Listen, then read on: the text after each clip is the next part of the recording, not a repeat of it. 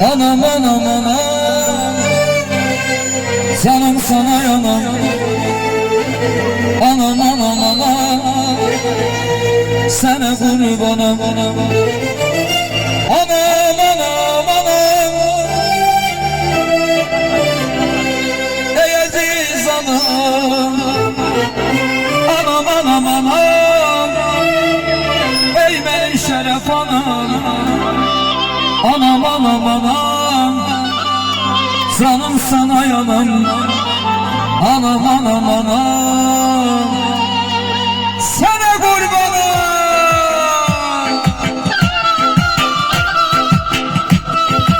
Anamız bulsun.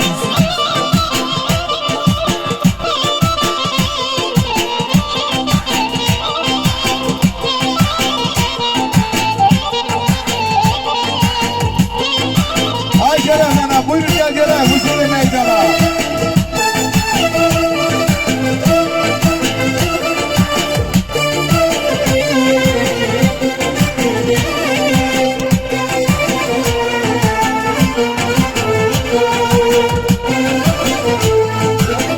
Geceler yatmayıp laylan saldım, uzun geceleri adamı aldım. Sana kurbanım, anam anam anam, ey aziz anam. Anam anam anam, canım sana yanam. Anam anam anam, sana kurbanım.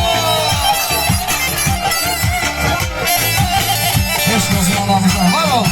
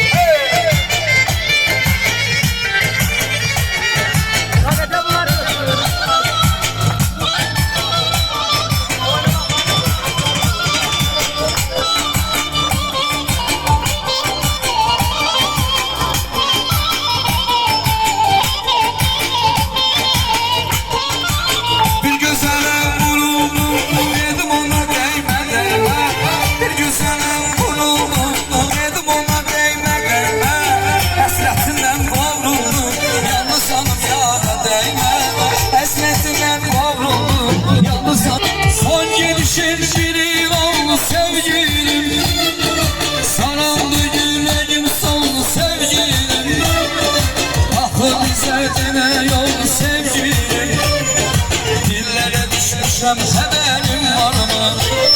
Son gelişir bir yıl sevgilim, sarıldı gülüm son sevgilim. Ah bize ne yol sevgilim, dillere düşer şerfe